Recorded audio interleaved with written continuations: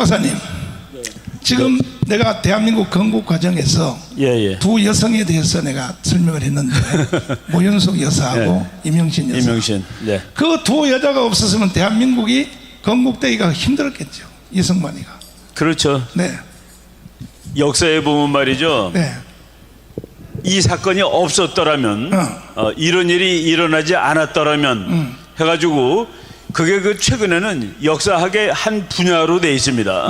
그래가지고 이제 가상 역사라고도 그러고 영어로는 버추얼 히스토리라고 그러는데 뭐 그런 책도 이제 막 나오고 그럽니다.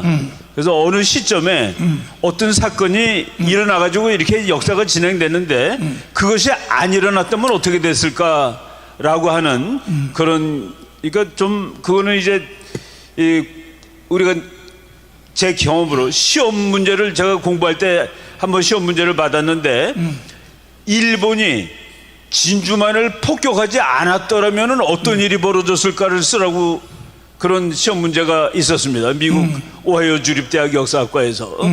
저는 그래서 만약 일본이 진주만을 폭격하지 않았더라면 지금 한국 사람들은 일본말 쓰고 살 것이다 라고. 아니요, 민족 자체가 없어져 버렸지. 그러니까 네. 일본말을 쓰는 민족이 되는 거죠. 저 우리 목사님이 상당히 그 붕괴하시는데 우리 민족 역사가 참 이상합니다. 제가 아는 그 후배 중에서 엄청난 그 좌파가 있었습니다. 러시아 가가지고 공부를 하면서 이제 몇 년 지난 다음에 이제 애들을 가르칠 기회가 있었대요. 그래서 일본 놈은 아주 나쁜 놈이라는 걸 강조하기 위해서 민비라는 그 왕후가 궁전에서 네. 일본 깡패들한테 맞아 죽었다. 그리고 불태워졌다라고 얘기를 했대요. 했더니 그랬더니 학생들이 지금 너희 왕후가 일본 깡패들한테 죽었다는 게 맞냐? 그래서 깡패들이 죽였다. 궁전에서 죽인 것이 맞냐? 궁전에서 죽였다. 그랬더니 너네 나라는 군대는 뭐 하고 있었냐 물어보더래요. 너네 군대는 뭐 하고 있었냐고 물어보고 너네 나라는 뭐를 하고 있었는데 깡패한테 왕비가 궁전에서 죽는 그 말을 너무 부끄러워서 그 말을 한 다음에 다음부터는 그 말을 안 한답니다. 그러니까 우리가 그런 이 책임감을 느껴야 돼요. 우리 국민들이. 그렇지. 우리 국민들이 박근혜 대통령이 지금 우리 목사님이 이제 비판을 하셨는데 저는 뭐 강의실에서 그 얘기를 많이 했습니다. 중국 가가지고 말이죠, 중공군한테 격려를 계속 바치는 거예요. 중공군은 누굽니까? 미국의 적군이고 우리의 적군입니다. 근데 우리의 적군한테 격려를 몇 시간을 바치는데 그때 미국이 가려면 가라고 맘대로 하라고. 미국은 대통령이 알아서 하는 거니까.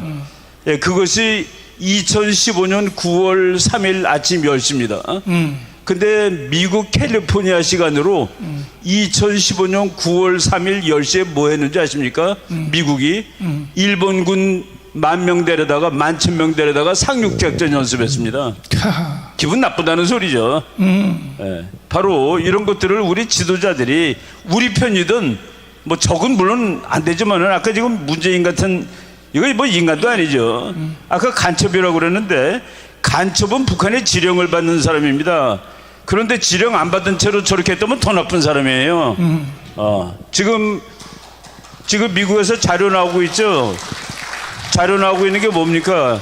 9월 19일 날 2018년 9월 19일 날 평양에서 이제 남한과 북한 간에 평화가 온다. 남한 군대 다 해체시키고 그거 한 지 이틀 만에 김정은이가 말이죠, 트럼프한테 편지 보내가지고 나만 저 문재인이랑 안 하고 너랑 직접 하고 싶다라고 편지 보내게 지금 다 나오고 있는 중입니다. 바보도 아니고 이거는 뭡니까 이게? 바로 우리 그 윤 대통령도 지금 잘하셔야 됩니다. 우리 국민들이, 우리 목사님이 그래도 광화문에 100만 명 끌어와서 24만 표 차이로 이긴 거 아닙니까 솔직히? 그 일이 없었다면은 한번 거꾸로 보세요. 2019년부터 광화문에 우리 그때 토요일 행사로 치고 나갔습니다. 맞지. 문화예요, 문화. 이제 우리나라 민주국가라는 거 보여줘야 된다. 저거 보고서 미국 대사관에 있는 직원이 얼마나 감동받았는지 아십니까? 제가 무슨 서류 띄러 갔다가 대사관에 제가 그때 고발당했습니다. 저기 모였다고 일요일 날 고발당한 이유가 코로나 바이러스 모이지 말라고 근데 모였다라고. 그때 한 10,000명도 훨씬 더 모였는데 우리 예배 시간에 그 중에서 한 30명 고발당했는데 그 중에 저도 고발을 당했어요. 고발당한 거가 이제 아직 판단은 안 나오고 서류에 써 있더라고요. 이 사람은 형사법으로 지금 수사 중에 있다. 언더 인베스티게이션. 이게 뭐냐고 물어보길래 내가 저 광화문에서 예배하다가 이렇게 고발당한 거다 그랬더니 그 미국 사람이 영어로 매스 프레이어 미팅, 대규모 기도회에 네가 참석했었구나 라고 얘기를 하는데 그거를 상당히 기분 좋게 받아들이더라니까요. 그 사람이 너가 그 대규모 기도회에 참석을 했었구나, 그래서 이게 생긴 거구나 라고. 저 사람들 다 알아요. 지금 우리 목사님이 저거 한 거를 미국 사람들 다 봤습니다. 드론으로 사진 찍고 우리 그 국민들이 미국 깃발 2개 같이 들고 태극기랑, 그래서 미국 사람들이 야 이거 우리 저 나라 괜히 도와주는 거 아니야라고 많은 의심을 했는데 문재인 정책이 다 그런 거 아니겠습니까? 그런데 저렇게 그 국민들이 나가서 매주마다 나가서 성조기하고 태극기 든 걸 보고, 그리고 미군 병사들이 와가지고 이 나라 내가 왜 도와주러 왔느냐라고 그랬을 때 미군 장교들이 나가서 저 광화문 가서 토요일 날 보라고 이 녀석들이 와서 보고 울고 그랬습니다. 미국 그 군인들이. 그래서 지켜지는 거예요. 그래서 만약 이런 일이 없었다면은, 그래도 지금 대통령 바꿔놓고 있는데 지금 탄핵하겠다고 그러고, 탄핵은 전부 다 다른 거하고 연결시켜서 가잖아요. 국민들 감정을 건드리는 겁니다. 국민 감정 건드리는 거예요. 우리나라 사람들 남이 땅을 사면 배 아프기 때문에 이쁜 대통령 부인 이쁘다는 것도 화가 나는 일입니다. 모양 좋은 것도 화가 나고, 그거를 자극해 가지고서 다른 데다 이제 연결시킬 겁니다. 탄핵으로. 그거 막아줘야 됩니다. 우리가 이번에는 우리가 당하면 절대로 안 되죠. 그래서 우리 목사님이 이제 10월 3일 날 우리 나와서 전부 다 한번 보여주자, 힘을 보여주자. 그리고 우리 여자들 약하지 않습니다. 옛날에 그리스 사람들 말이죠. 그리스가 이렇게 그 한 시대 초대 강국이 된 거는, 거기서 이제 장교가 되면은, 우리는 요새 계급장 다뤄주지만 그때 방패를 줬습니다. 방패. 아들이 방패를 들고 와요. 그리고 이제 전쟁터 갈 때 어머니가 뭐라고 그러는지 아십니까? 방패를, 전쟁터에 가서 방패를 들고 오든지 그 위에 누워라고 얘기를 합니다. 그 위에 누워라, 죽어서 오란 소리예요. 어느 어머니가 아들이 왔는데 보니까 등허리에 상처가 있어요. 가라고 그랬습니다. 너 같은 놈은 아들이 아니라고. 등허리에 상처가 났다는 건 뭡니까? 도망오다가 다친 거예요. 우리 어머니들, 우리 대한민국 어머니들 약하지 않습니다. 저도 우리 어머니가 가난했는데 치맛바람 때문에 미국 박사까지 됐어요. 여러분들 그런 치맛바람의 기계를 다시 한번 보여야 됩니다. 이 나라, 이 세계를 끌어간 여인들, 철의 여인들, 대처수상, 그리고 영국의 빅토리아 왕, 그런 사람들이 있을 때 나라가 다 융성했습니다. 여러분들이 이 막강한 어머니가 내셔가지고 이 나라를 구하는데, 저는 오늘은 뭐 당연히 여자들 모임이지만은 남자들 모임에도 여자들 많이 나오는 거 보고서 희망이 있다라고 생각합니다.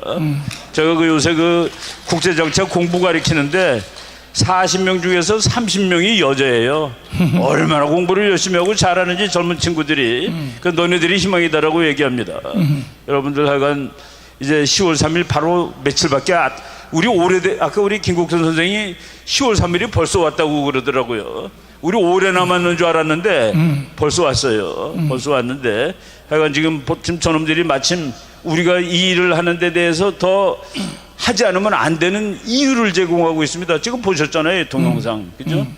하여간 다 우리 이 나라를 구하고, 그리고 좌절을 우리가 좀 했습니다. 사실 좌절스럽죠. 이 상황을 보면은. 아니, 잘 먹고 잘 살아가지고 지금 배들이 막 나온 나라가 삐삐 말라서 굶어 죽는 나라의 정치 사상을 따라가겠다고, 그 나라의 경제 정책을 따르겠다고, 이런 그 엉터리, 그러니까 혁명이 필요하다고 얘기를 하는 것이죠. 그렇죠. 이런 상황을 우리가 이제 잘 극복하면은 이제 우리한테 기회가 옵니다. 이제 기회가 무슨 기회가 오냐면은 대한민국 정말 그 괜찮은 나라예요. 자랑스러운 나라입니다.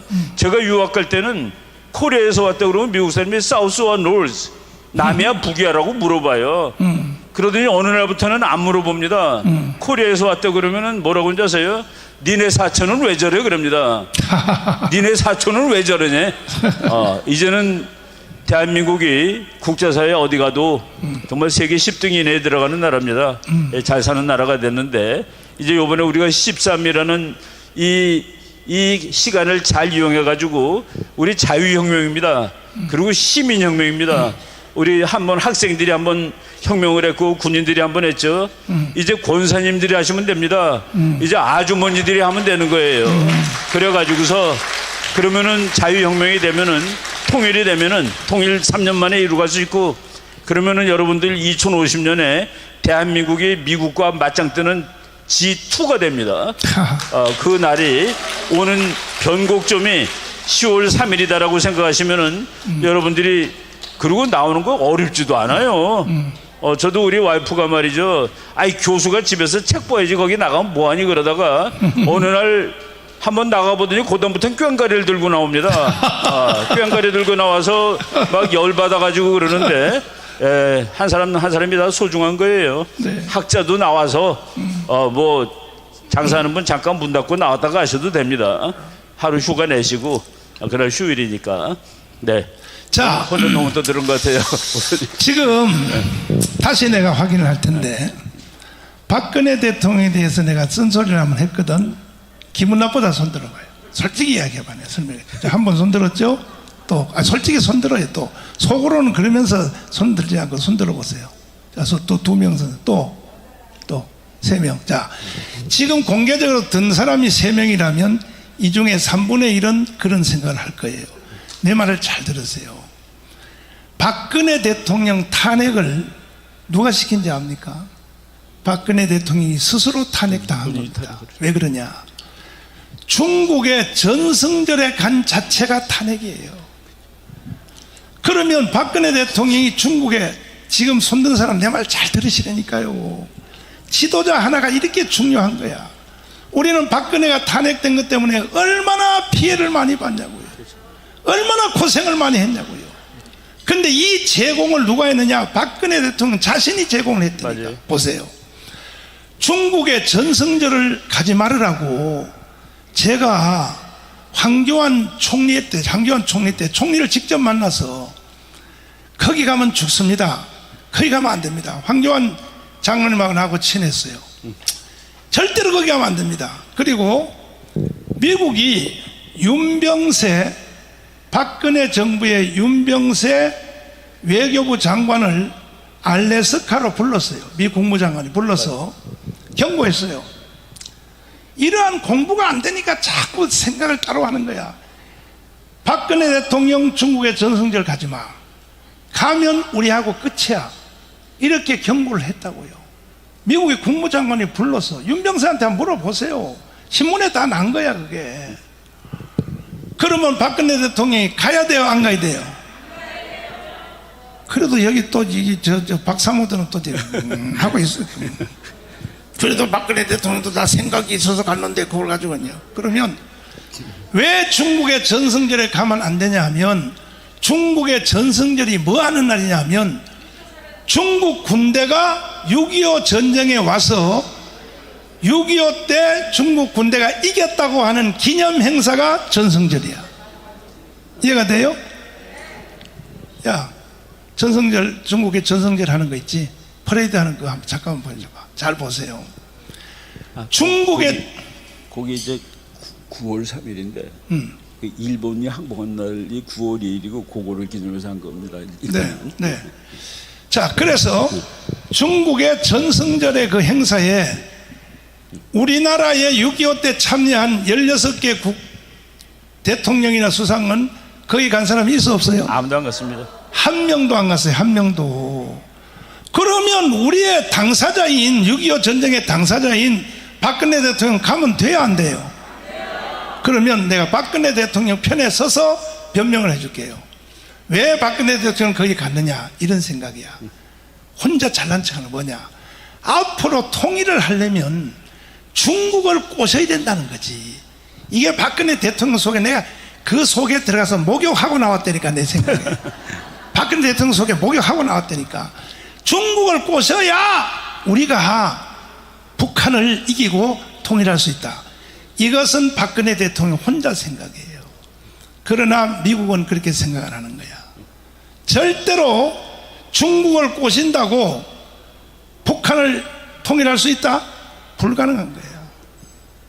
미국은 이미 아는 거예요. 그래서 가지 말라고 했는데 나는요, 황교안 총리한테요, 강력하게 얘기했어. 제발 거기 가지 말도록 말리자고. 그런데도 기어이 갔어요. 갔는데 내가 그날 저녁에 잠을 자다가 꿈을 꿨어요. 꿈을. 나는 기도하면서 꿈을 잘 거예요. 하나님의 계시를 봤는데 이게 보통 사고가 난 게 아니야. 박근혜 대통령 전성질에 갈 때. 그래서 나는 박근혜가 테러 당할 줄 알고 또 하도 꿈자리가 험해서, 그래서 황교안 총리한테 내가 전화를 했어요. 장로님, 내가 그렇게 가지 말으니까 왜 가는 거야? 그랬더니 절대로 내 말 안 듣습니다, 대통령님이. 그러면 이제 총리라도 제 일을 하세요 해서 경호원을 3배를 붙이세요. 왜? 나는 북한 애들이 또 테러 당할까 봐, 박근혜 대통령이. 근데 첫날 가가지고 비행기에서 내자마자 바로 전성절 가서 시진핑하고 둘이 딱 연단에 서서 쌕쌕 웃고 있는 거야. 그런데 아무 일이 없어. 그 다음에 끝나고 난 뒤에 상해 임시정부 거기를 박근혜 대통령이 들렸어요. 야, 내가 기도했어요. 제발 돌아올 때까지. 여러분 여기 박사모요. 여러분들은 박사모도 아니요. 내가 박근혜를 사랑하는 건 여러분 1000분의 1도 못 따라와. 잘 들어보시라고요. 그래서 황교안 대표는 다시 총리한테 전화해서 상해 임시정부 갈 때에 경호원을 다시 뺑 둘러싸게 하세요. 절대로 거기에 북한 애들이 장난치면 안 됩니다. 그런데 아무 일 없이 돌아왔어요. 박근혜가 돌아오니까 내가 한숨을 쉬었어요. 살았다. 하나님이 내 길을 들었는가 보다 했는데, 문제는 이때부터 사고가 일어나는 거예요. 바로 오바마 대통령이 들어와 미국으로. 잘 보세요. 미국으로 호출한 거야.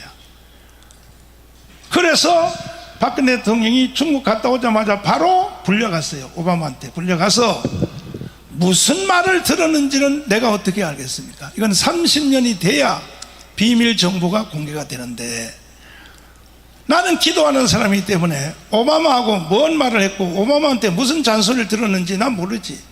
모르나 감각의 천재인 정광훈은 알아차린 거예요. 왜? 다 회담이 끝나고 난 뒤에 백악관에서 차를 타기 직전에 오바마하고 마지막 인사를 했어요. 인사를 하는데 박근혜하고 둘이 인사를 하는 거예요. 인사를 할 때에 뭐라고 인사를 하느냐? 나는 이만큼 예리하게 보는 거야. 박근혜 대통령이 이렇게 말해요. 미국과 우리는 옛날부터 절친한 친구였었죠? 한번 영상 들어가 보세요. 나오는 거 안 나오는 거. 전 세계가 중계방송 되는 거야. 미국과 우리는 옛날부터 절친한 친구였었죠? 그러면 오바마는 이렇게 대답해야 돼. 친구고 말고. 이렇게 말하면 끝나는 거예요. 그런데 오바마가 뭐라고 대답하느냐? 이 말 속에 앞에 방 안에서 둘이 한 말의 내용이 거기 다 들어가 있어요. 뭐라 그러냐? 친구는 친구고, 동영상 들어가서 보라니까요. 친구는 친구고, 중국과 미국이 국제법에 다툼이 생길 때는 한국은 미국 편을 들어야 합니다. 이것이 오바마의 말이야. 그러면 뻔한 말을 왜 거기서 공개적으로 전 세계 중계방송 다 듣는 데서 미국과 중국이 국제법에 다툼이 있을 때는 한국은 미국 편을 들어야 된다는 말을 왜 마지막 인사로 그 말을 하느냐? 그 말이 뭐냐? 너는 탄핵이다는 거야. 그렇지. 이제 너는 죽었다는 거야. 이제 그것이 탄핵입니다. 맞아요. 얼마든지 미국은 박근혜 탄핵을 막아줄 수 있었어요. 안 막는 거야. 내버려 두는 거예요. 그래서 이 대한민국은 국내 정치도 잘해야 되지만 우리 이 박사님의 전공 과목인 국제정치학, 특별히 대미관계, 생명을 걸어야 되는 거예요. 동의하십니까? 동의하십니까? 내가 이 말도 이렇게 하는 이유는 지나간 박근혜 대통령 때문에 이 말하는 것이 아니고 윤석열 대통령 들으라고 이 말하는 겁니다. 응? 들으라고. 네. 그러니까요. 네. 그러니까 결국은 큰 사고가 일어났고 결국 그것이 탄핵으로 연결됐는데. 그러면. 근데 내가 이런 말을 하면요 아주 기분 나빠하는 사람이 하나 있어요. 엄마 대장 주옥순이. 지금도 얼굴이 색깔이 바뀌어서 벌써. 아니 이제 엄마 대장도 이제 다 알았는데. 다 알아요? 지금 미국 대통령 바이든이죠. 밥 먹으면서 나하고 맨날 싸워요. 주옥순하고요. 바이든 그때 부통령이었습니다. 그렇지. 한국 와서 뭐라고 그러고 간 줄 아세요? 박근혜 대통령이 있을 때 미국과 중국 중에서 미국에 붙으셔. 그래야지 손해를 안 볼 겁니다. 그거 보세요. 이런 식으로 아주 노골적으로 얘기하고 갔습니다. 그거 보세요. 근데 중국 가고 이거는 무슨 문제가 있냐면은 이제 박근혜 대통령이 중국을 설득하면 중국이 우리 편을 들 것이라는 국제 정치적으로는 불가능한 환상. 그건 죽어도 안 되는 겁니다. 그리고 저도 목사님도 이제 막 그 호소를 했지만은 우리 학자들이 호소를 했습니다. 저는 뭐라고 호소를 했냐면은 대통령께서 원하는 거를 중국이 들어줄 수 없다. 그리고 미국이 우리를 어떻게 생각하느냐 하면은 우파 정권조차도 중국 편이 될 수 있구나라고 생각하는 계기가 된다. 그러면 나중에 기분 나쁘면 미국 가는 겁니다. 이스라엘하고 미국 사이에는 종이 쪼가리가 없어요. 쌓여난 게 없습니다. 근데 이거는 무조건 같은 편이에요. 근데 우리는 왜 이렇게 자꾸 우리 우파 대통령조차도 이 관계를 망가뜨리고 있어요. 좌파는 좌파니까 그렇다 할지라도 우파 대통령이 우쭐해가지고 중국하고 친해야 된다고 그러고 말이야. 뭐 일본한테 화내고 비행기 좋은 거 주면 독도 가서 날리고 그 중국하고 싸우라고 줬지 일본하고 싸우라고 줬습니까 미국이? 이런 걸 잘해야 된다는 얘기입니다. 그러니까 내가 이 박근혜 대통령 지나간 얘기를 이렇게 하는 것은 박근혜 대통령을 조지려고 하는 말이 아니고 윤석열 대통령이 또 박근혜의 길을 가고 있는 거야. 잘 보세요. 지금 현재 통일부 장관하는 권영세 있죠. 이 권영세가 바로 박근혜 대통령이 중국에 갈 때에 중국에 대사를 했어요. 잘 들어보시라고요.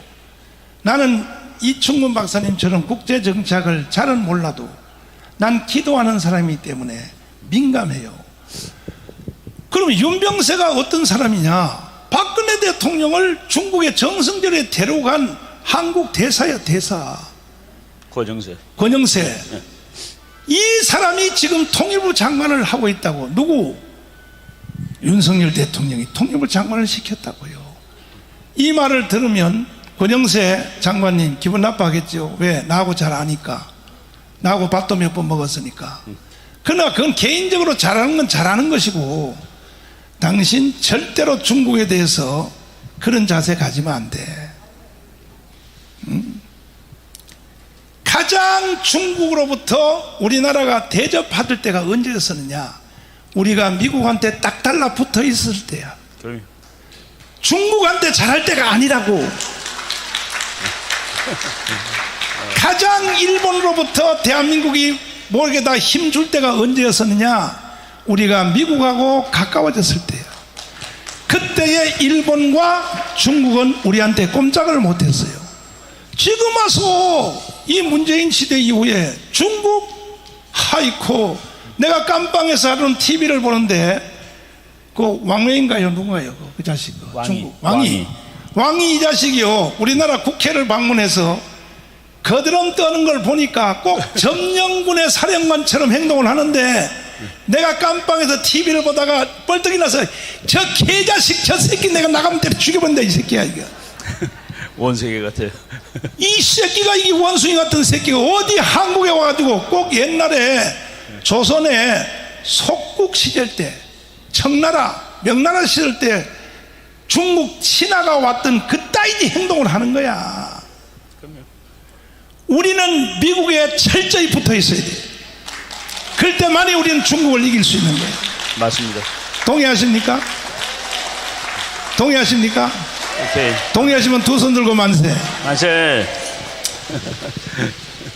자, 이와 같은 것이 지금 흘러가고 있는데 이번에 윤석열 대통령이 또 한 번 탄핵되면 어떻게 될까요?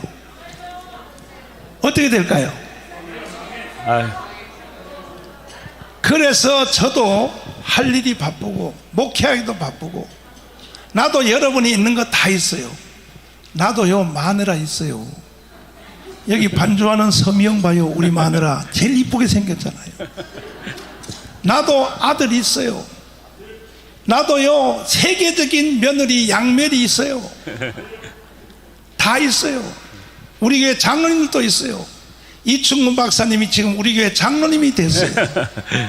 장로님이 됐어요. 능력 없는데 목사님이 시켜주신 겁니다. 그런데 내가 왜 이렇게 정말로 몸도 저는 안 좋습니다. 저는 세브란스에서 수술을 받다가 사실은 이런 운동을 할 수도 없어요. 내 목뼈에다가 쇠를 박아놓고 살아요. 지금 쇠 보세요. 걸음도 제대로 못 걸어요. 영상 한번 보세요. 이게 지금 내 목뼈라고. 난 지나가다가 돌뿌리 하나 잘못 봐서 다 꺾여버리면 바로 한나라를 가야 돼요. 그럼에도 불구하고 내 조국 대한민국을 북한에 넘겨줄 수 있다 없다? 안 된다. 있어요? 없다. 그래서 난 목숨 걸고 애국운동 하는 거예요. 1차적인 결과는 우리가 나 혼자 한 게 아니고 다 여러분이, 특별히 여성 여러분, 광화문운동에 나왔던 그 수백만의 사람 중에 70%가 여자들이에요. 70%가 여러분들이 나라를 건진 거예요. 정강훈 목사가 건진 게 아니고. 그래서 정권을 바뀌어놨는데 이것도 한번 물어봅시다.